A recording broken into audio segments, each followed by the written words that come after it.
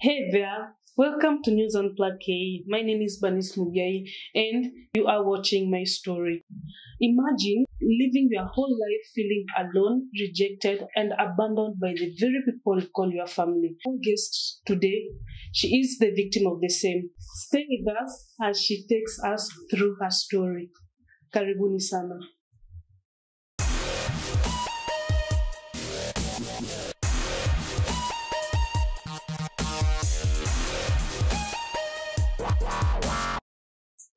Hello everyone, my name is Dorcas Kambura. I am a mother, I'm an entrepreneur, I'm a student. Spending our time to be here with us, and I believe that you sharing your story with us will just help someone out there here anaweza kuwa amepitia what you went through. So Dorcas, you have already introduced yourself, so you can just tell us a bit of your background, like this Mizaniwa. Yeah.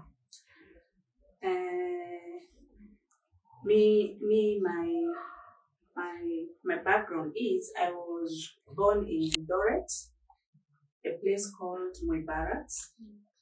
Yeah, I'm the second born in the family of 6. But at some point, after the death of my mother, I found myself in Uganda at teenage age. Yeah, that's all about me and where I was raised. Yeah, amazing. So can you tell us about more about your mother before, like, you found yourself in Uganda? Late period, yeah, like you guys growing up with your mkoa wa sita ulienda Uganda ukiwa peke yako, ama what happened you sasa ukaenda Uganda? Now how did your mother die? Ama alikuwa anavunjika? What happened? Okay, about my mother's death, I don't know it very well because from my mother we were born 3 of us, 3 girls from my mother. Then the others, the one I'm mentioning, they are my step sisters and step brothers. So from my mom's side we were only 3 of us, and I'm the second born out of the 3. So about my mother's death, I don't know what killed her. You were so young. Yes, I was very young the time my mother died. I don't know the year that she died, but because I came to realize the person we were living with when I was in primary 5, that is the time I realized the person we are living with, she's not our biological mother. So about my mother's death and the year she died, I don't have full information about that. Yeah. So who were you living with? We were living with my dad and my stepmother. Yeah. Yeah. So tell us, like, how was it living at home with your dad, your stepmother, and also you going to Uganda? Living with my dad and stepmother, it was not an easy journey because my stepmother was never friendly to us. But for us, as we were growing up, we didn't know she was a stepmother because, we used to call her mom. But it reached a point because life at home, which was not that easy, mistreatment from our stepmother, she was very tough in a way that if she'll get us like talking to our dad, it was always a war between us and my dad, you see.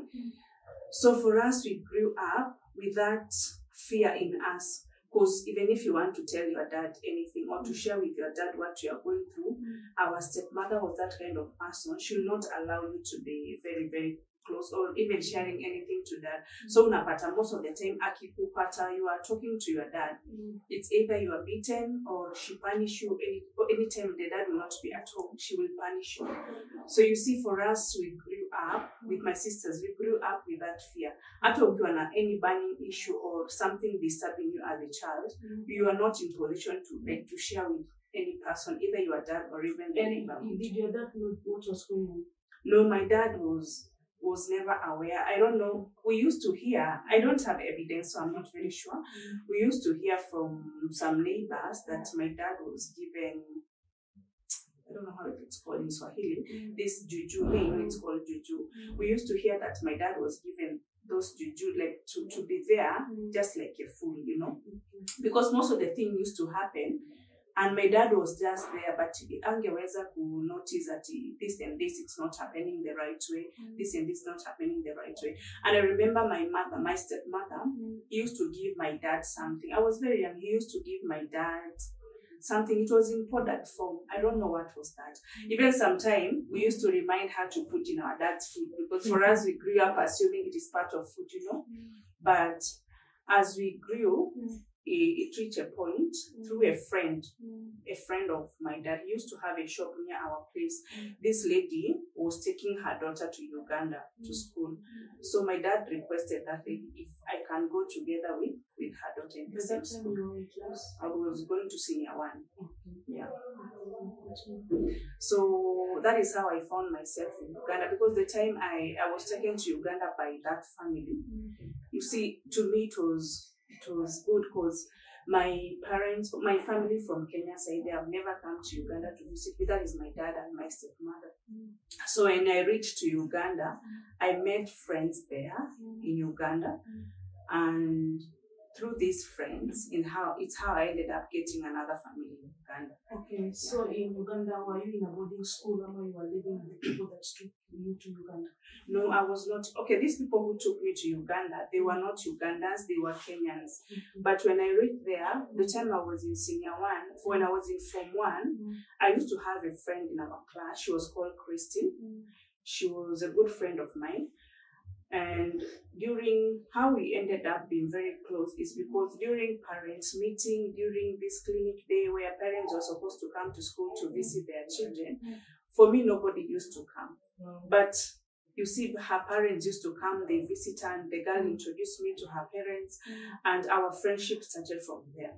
And anytime the mother will come to school or the father to visit Christine, they used to consider me, like they have to bring me something as their child. If they are bringing for Chepchumba, okay, any gift, you see, like the way parents, they come to school to visit you. So they took me as their own. And you see me, because in Kenya, what I was going through in Kenya, being raised by parents who were never friendly to us, they were always tough on us. So me, I ended up loving the Ugandan family, because that is the first place I got, like, what can I say, parental love. My first parental love experience was from the Chepchumba family, the Christian family. So I ended up being very close to the Ugandan family than my real Kenyan parent, you see. So I started there in Uganda in senior 1, and I continued up to form 6. Let me just Okay. I want to tell me how you were feeling those days when, like, it's a parents' day, a time where, like, parents wanakuja shule kutembelea wanafunzi, and you find yourself like you are alone. And you are like in a foreign country. Peke yako. Just how was it for you? Like, how are you feeling those days? It was not so sweet, because but me, I'm that kind of person. I think being raised with parents who are tough, like when you share your problems with other people, what they'll end up doing is you're beaten, you see. So I grew up, even in school, those people who knew me, I've never shared that this is what I was going through in my childhood, you see. But it was so bad when everybody is celebrating, my dad or my mom, they are coming to see us. Me, I was always there, nobody's coming to see me. And I love it, because at some point, when I adopted the Christian family, there was no issue between my friends and my family, because nobody knew even up to now, even at the time I completed there in senior 4, nobody have ever seen my parents. They don't even know whether they are there or they are not there. Everybody used to think me and Christine, we are family. And what I used to love about that family, the Christian family in Uganda, anytime I'll go there at their home after we close school, they never considered me as an outsider. They used to call me our daughter, you see.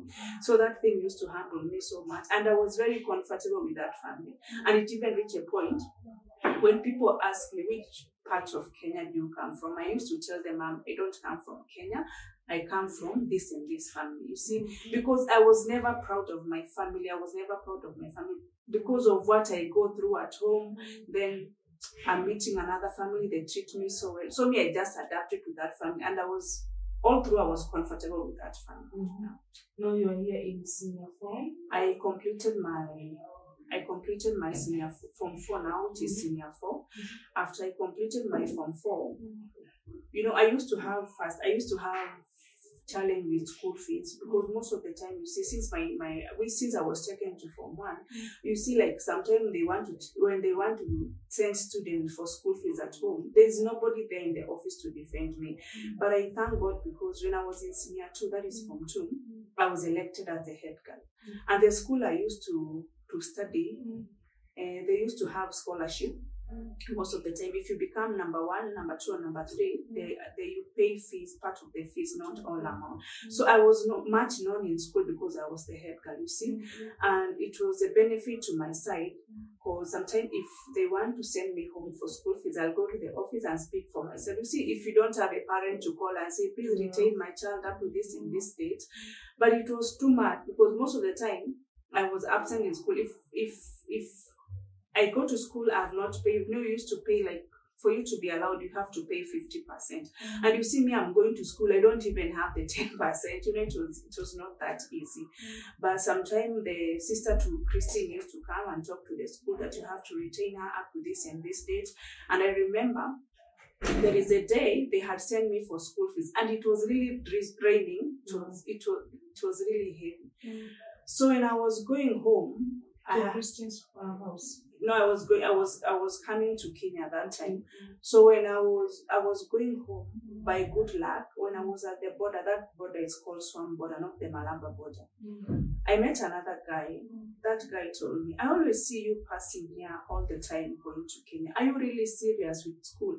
So I told the guy, okay, I've been sent for school fees last day. Okay, when you see me passing here all the time, it's because I have not met the percentage which I'm supposed to pay in school.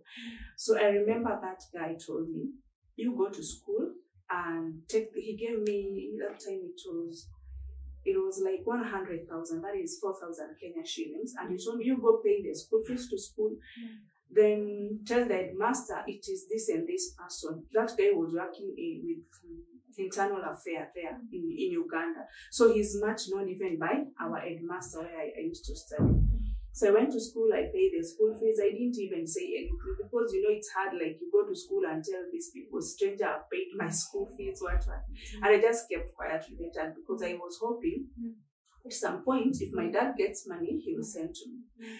But you see, when it was almost the end of the term, my fees was not clear. So you have to be sent home again. And this time I didn't even have transport to come home. So I had to go to Christine's home, my friend's name. So I stayed there for some time. Couldn't you contact your father and just... No, I called him, but he told me he don't have money, you see.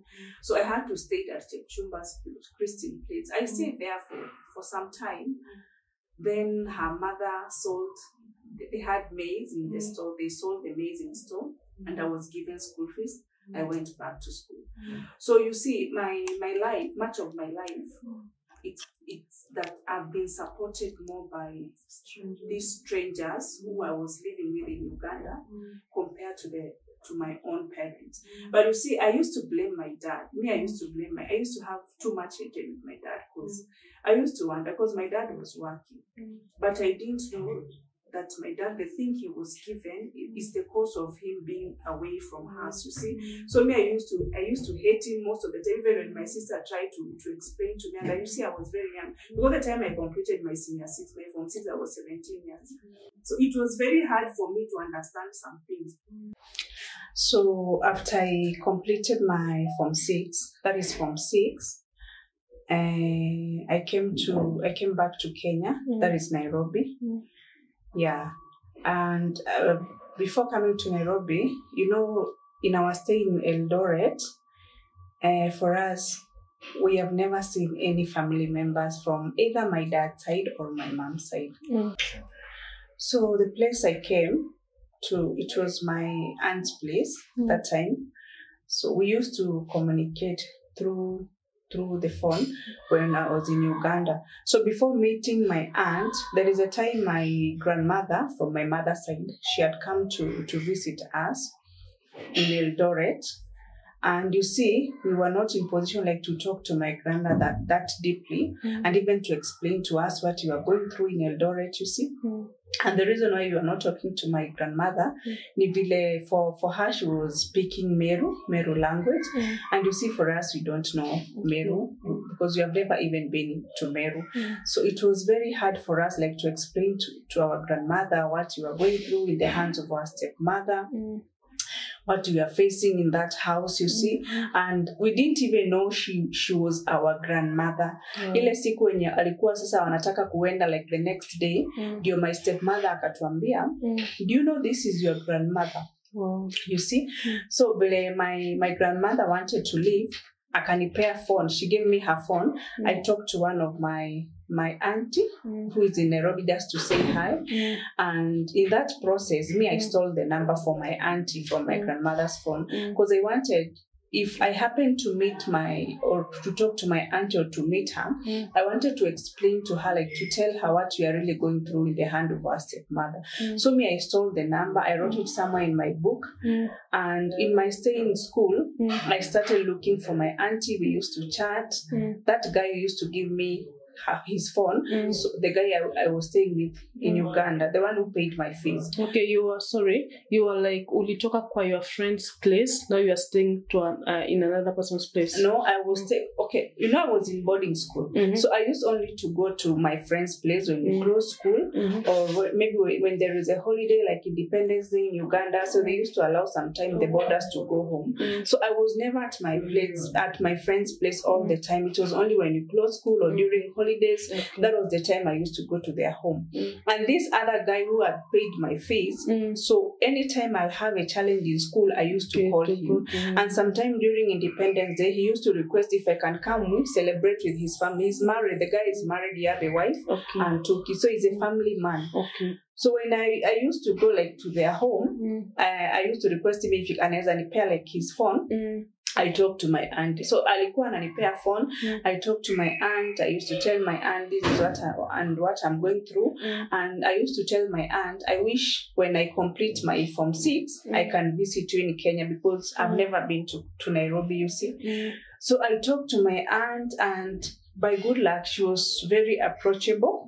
After I completed my Form 6, nikakuja sasa Nairobi I came to Nairobi at my aunt's place. Now, that was the first time. The time I'm coming is the first time I'm meeting her in life. So I came to my aunt's place, the sister to my mother now. I came to my aunt's place. We started living together for some time. She used to have a nanny. So when I came, I just came as a visitor. So we used to live with my aunt. And at some point, me, I'm this kind of person. I don't always like to be a burden to people. I requested my aunt if I can look for a job around. At least I be going in the morning and I come in the evening. Yeah. And by the grace of God, I got a job in a supermarket. It was called Power Star. This supermarket, it was located in Zima. No, it was in Ruiru. Then the next day, all the newcomers, they were transferred to another place. So I worked there for only 2 weeks. I didn't work there for long because it was not easy for me, going in the morning, coming late at night. And the place my aunt used to live, it was not near the road. It was very far from the road. And at some point, my auntie came and requested me that if I can stop working there, I come home to work as her nanny to help her looking after her kids. And for me, you see, I just said it's okay. So that is how I stopped working in the supermarket, and I started working for my aunt as a nanny. She used to pay me. So I was working at her house as a nanny because the agreement was I just work for some time as I wait to go to college. So I was so close to my aunt. We were very good friends. But it reached a point, my uncle, now the husband to my aunt, started complaining that I'm so close to my aunt, that I'm taking his space, He was never happy about my relationship with the auntie. And most of the time, my uncle now used to send me message that what I'm doing, it's not right. I should stop being so close to auntie. And I used to tell my auntie, I don't like the way Uncle is sending me this and this message because I don't even see it as a big deal. You see, that time I was young also, and my aunt treated me like her own daughter at first. So I ended up falling in love with my aunt because I'm meeting these people for the first time. I've never lived with them. The time I'm coming now to Kenya, she's so good to me. Okay, my aunt was very approachable. Even if you have this and this problem, you share with her, she was always there to listen to you. But now me, I didn't know that I'm causing problem in her marriage just because of my just being close being close to my auntie. Mm-hmm. So it reached a point my uncle was so tough on me, and one day he just wake up and told me I have to leave the family. Mm-hmm. Yeah, and that is how I left. Mm-hmm. I left, I don't remember, it was like 5 years ago from now. Mm-hmm. And my uncle told me I have to leave their home because I'm becoming a burden to the family by me being close to my auntie. And how did your auntie take it? Okay, that time my uncle chased me. My auntie was my mom now. She was in Mombasa. Okay, the nature of my aunt's job is like they're never in Nairobi all the time. So this week they can be in Nairobi, next week they're in a different place, you see. So that very day when I was sent out from that house, my auntie was in Mombasa. She was in Mombasa. And I was chased around morning hours. It was around 9-10 there, and it was drizzling. And you see, the challenge was I didn't know people around there. The place we used to live, okay, we were living in our self-compound house. So you see, it was really hard for me like to make friends around me. I was always concerned about my business. If I'm sent at the shop, I just go for what I've been sent to. So I didn't know the neighbors around there. Apart from saying hi, I didn't know them in details, you see. And it was really challenging for me. Like the time they were chasing me out, first of all, I assumed my aunt is aware because I didn't expect that if my uncle is sending me out, I didn't assume that my aunt cannot be aware because you see they are husband and wife. And he sent me out. I went to church first because I wanted to go a place at least I can stay until the rain stopped. So nikaenda to another church. This church, it was called Wonders Tabernacle. It's just not very far from my aunt used to live. I stayed there for some time for rain to stop. And you see, all this time, my auntie was not calling me because I had a phone and she was not calling me. And I was feeling so bad because now she's the only savior who can come in for me. She's not here. She's not calling me. She's not sending me texts. And did you have any money with you? Yes, I had 3,000 that time. Yeah, I had 3,000. Okay, for the period I was working at my aunt's home, I have my sister who followed me. She had given birth and she was at home. So much of my money, what my aunt used to pay me, I used to send to my sister because that time they were not in good terms with the baby daddy. So I used to, when I get any amount, I share with my sister so that she can be in position at least to take care of her baby. So I was not saving a lot of money. What she used to pay me, if I buy my personal things, send it to my sister, I was left with like 500 or 1,000. It was not a lot of money. So I had only 3,000 with me. But what I never wanted to go home that time when I was just, because I imagine now going back to the village, life there was not easy. And then the guy we used to live in Uganda, that guy died. He died of stomach ulcers. So I didn't have that in mind that I'll go back to Uganda because this man is no longer there. So I just wanted to start my own life in Kenya. Even if it's working again as a nanny, me, I was just comfortable with it. But after going to church, I stayed there for a few minutes. The time rain stopped, I left. So I left. I was just walking toward the stage because toward the stage, and my mind was, if I get somewhere I can get a job, it's okay. So you're just walking like I was just walking. I didn't know where I'm going. I didn't know where I was going to start. But by good luck, I met a certain guy. This guy used to bring gas. I remember the time I was working at my aunt's place, this guy used to deliver gas there.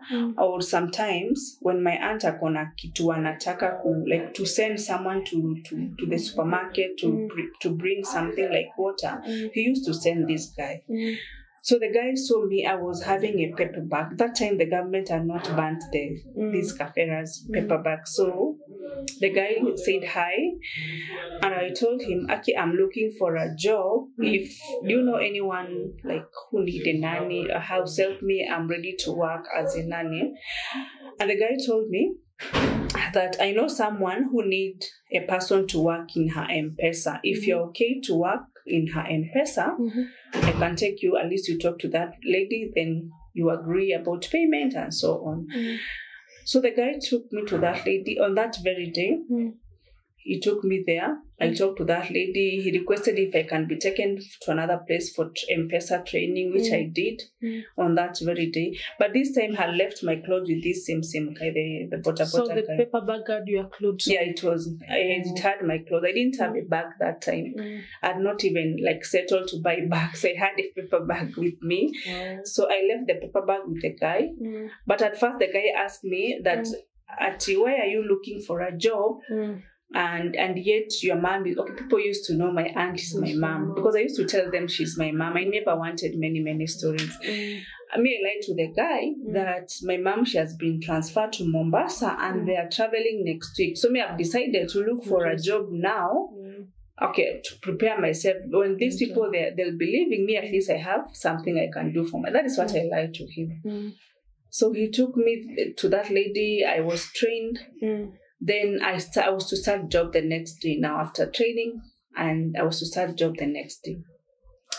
And that is where life started becoming so tough to me. It was not that easy on my side. You see, because I'm here in Kenya, I'm in Nairobi.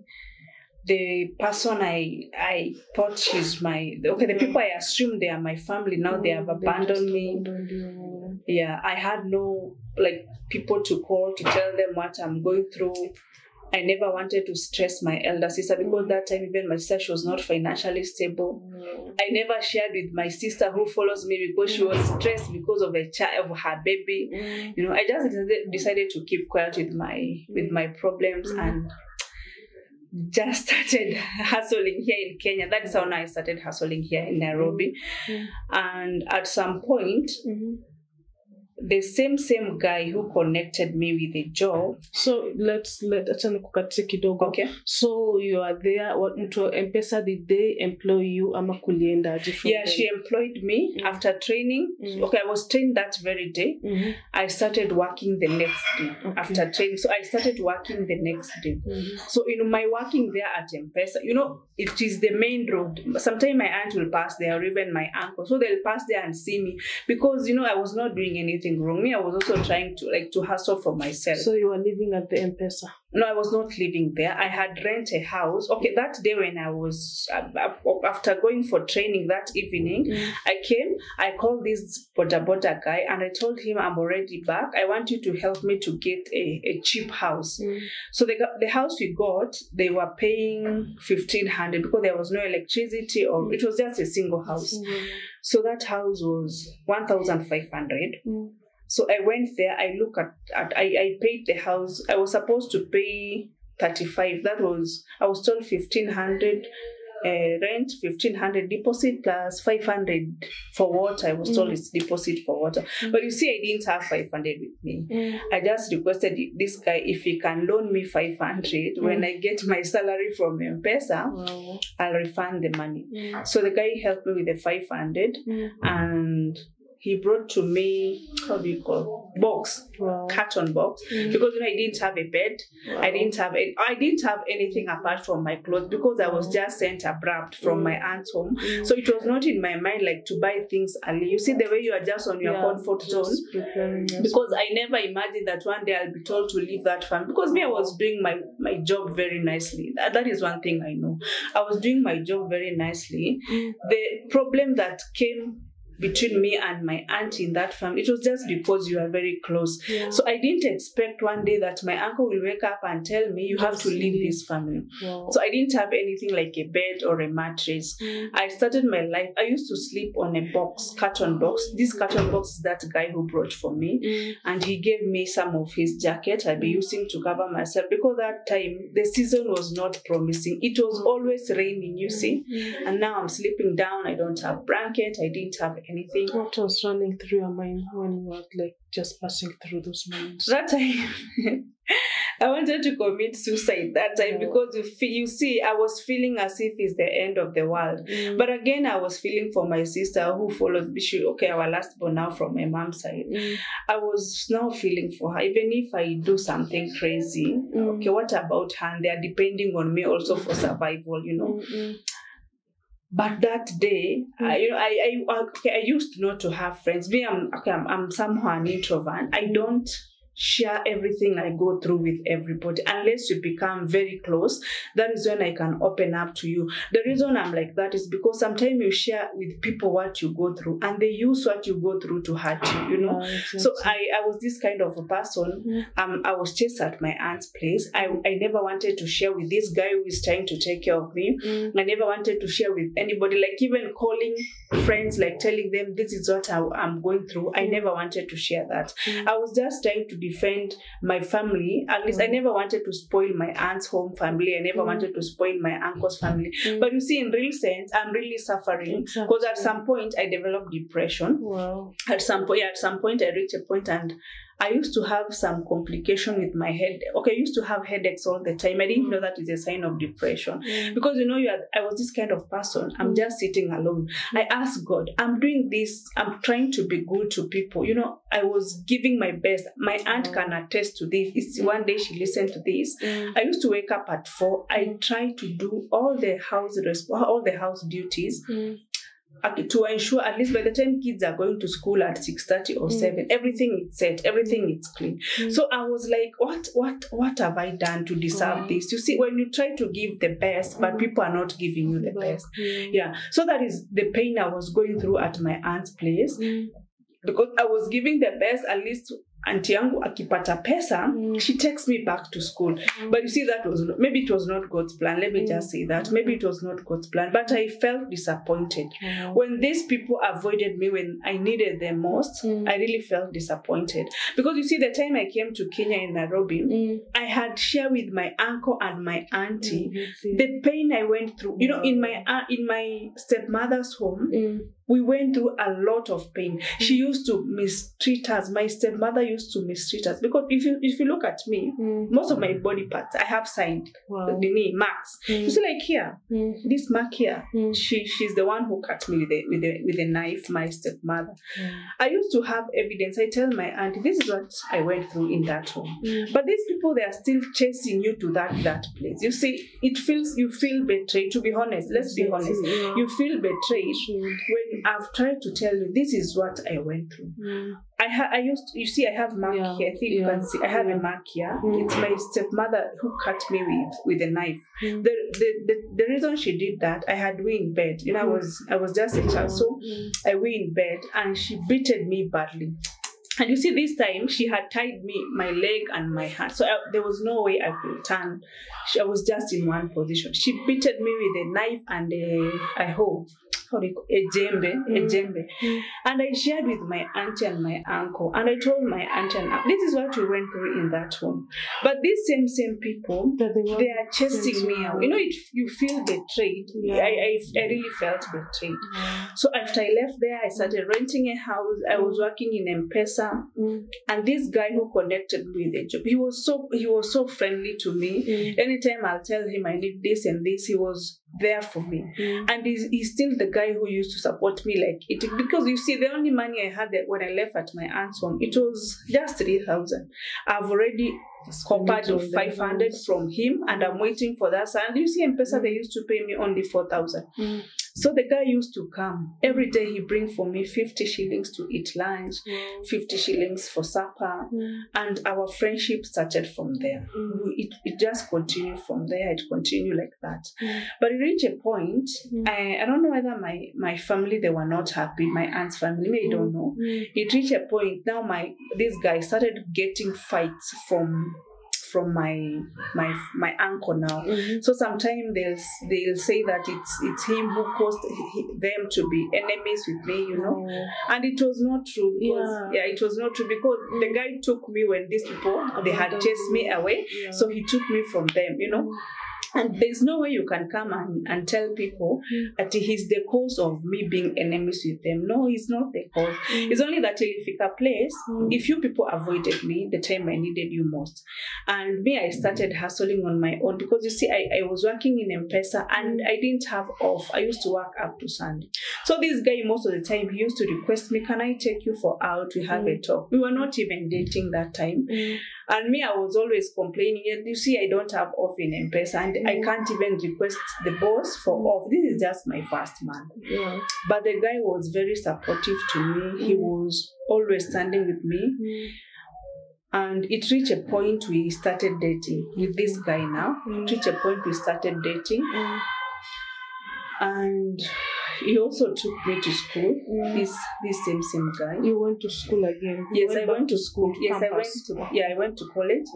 I went back to college that time. But you see, he didn't have any stable job. He was just working as a bota guy. Okay. So the guy took me to school.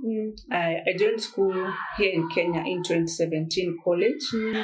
But at some point, okay, I joined first to do degree. But at some point, the guy was not in position like to afford school fees for that degree. So after starting my degree, it reached a point after one semester, he requested again I change my course to do diploma. And that is what really happened. I did my diploma and I completed. And by the grace of God, after finishing my diploma, being with him, God blessed us with a baby boy. Okay. Yeah, after getting a child, I went back to school to do my degree. I'm almost done with my degree.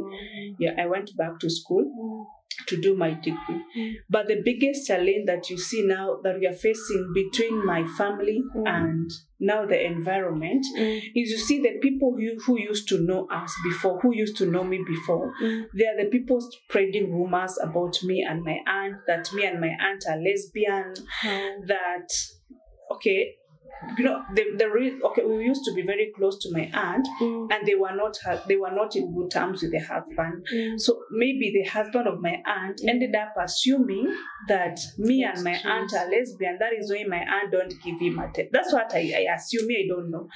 So people started, people even around where I live, sometimes I used to meet people and they tell me, you are very active in church, but hope you have stopped this habit of you being lesbian. I've never been a lesbian. Okay, it's true, I've never been a lesbian. It's only that, sometimes when you are so close to people or someone, okay, they ended up assuming that me and my aunt are lesbian. And it has never been the case. And again, you see, another challenge that we are facing is people reach a point and they are like, they don't believe in what I tell them. You see, when you're trying to tell people that this is what you are going through, and they don't believe in you. Like, for example, the place I used to study in the university, you see, there's one of the lecturer who was somehow my friend, and at some point, she was so concerned to know about me, who Dorcas is. And I ended up opening up to her. I told her, you see, I'm this and this person. But at some point she was like, hey, Dorcas, I don't believe in you, because some people told me that you have a baby, it's only that you pretend you're a girl. And those things are not true. Okay, I used to live with my niece, I live with my niece, and that niece calls me mom. She's a daughter to my sister. And I take her like my daughter still. But you see, I don't know the person who was trying to feed this lecturer with lies about me. And this lecturer reached a point, she told me that you even lied to me, you don't know your family members from Kenya. It's like you took advantage of my kindness. And she was sending to me some bitter messages, which are not even true. And the reason why I told her the Ugandan family, they are my sisters, is because I grew up there. These people took me like their own. We are not related by blood, but you see, I always say, I tell people, I am Kenyan and I'm Ugandan. Reason being, I grew up in Kenya and I grew up in Uganda. I have two families. The family in Uganda, we are not related by birth, we are not related by blood. But these people treated me like their own child. So, and you see, this lecturer, she felt bitter as to why I lied to her that family in Uganda, they are my family. Yes, I lied, but you see, I never wanted to give her in details what really happened in the past, because I'm meeting you for the first day. It's really hard for me to tell you, I ended up in Uganda after my mother died. I don't know what.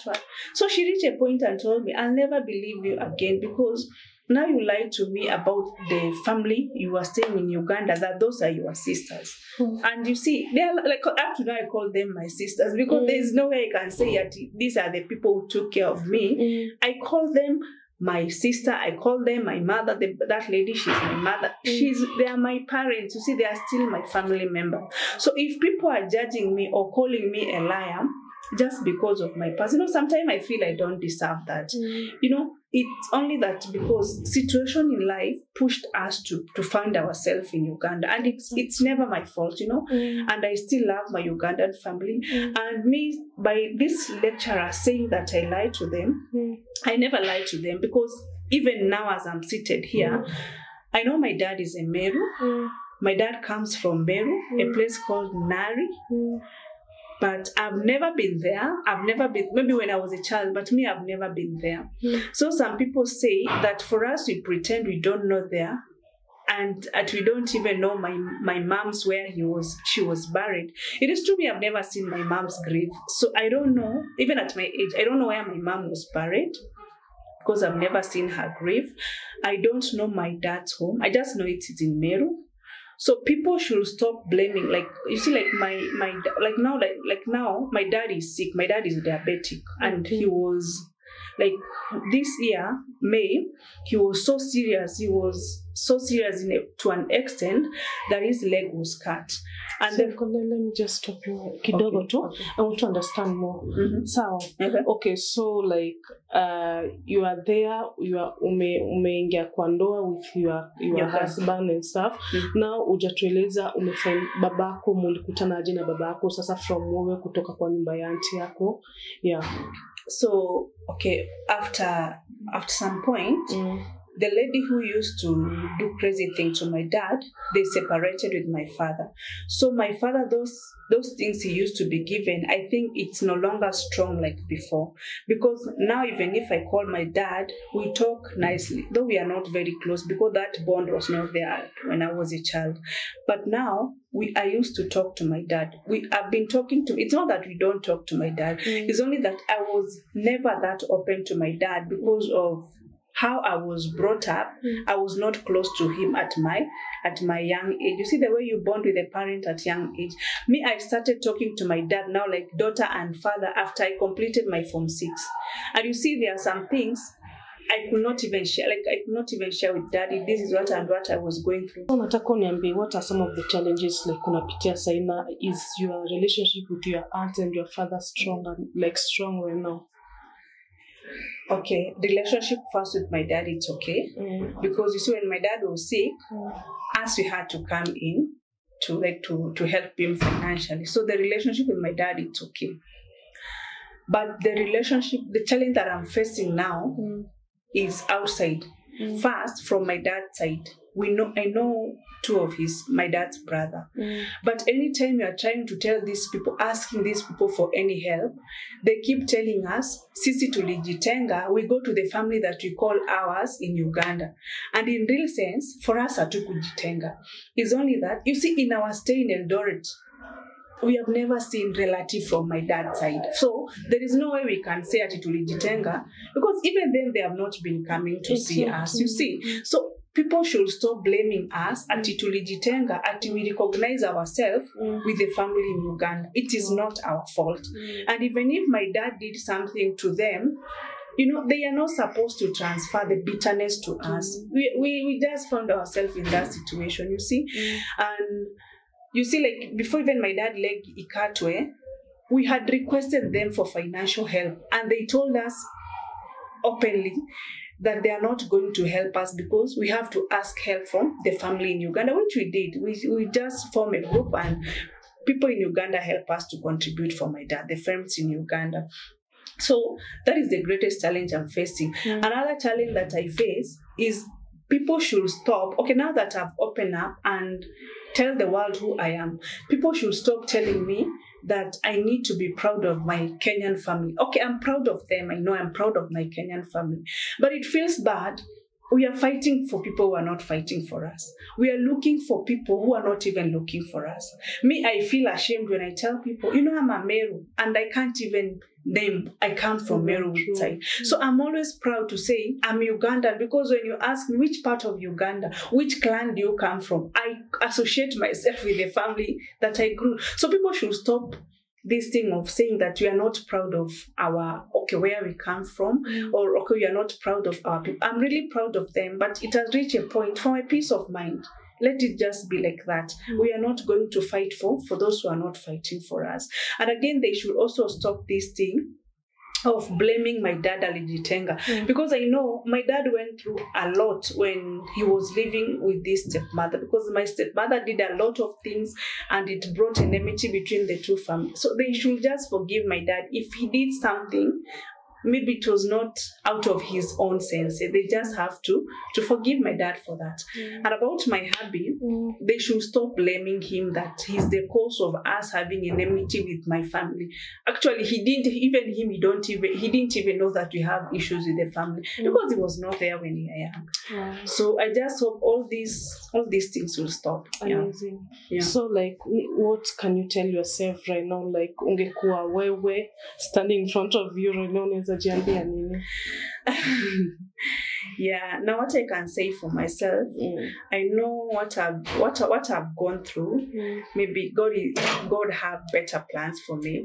And now that I am a mother, and I know I have some people depending on my existence for survival, one thing that I always want to ask God is just to give me grace and strength, because I want in future just to make my husband proud, because who I am today is because of him, who have supported me up to this extent. I just pray God to keep him alive, because me, I want in future, if I become successful, I want to make my husband proud together with my daddy.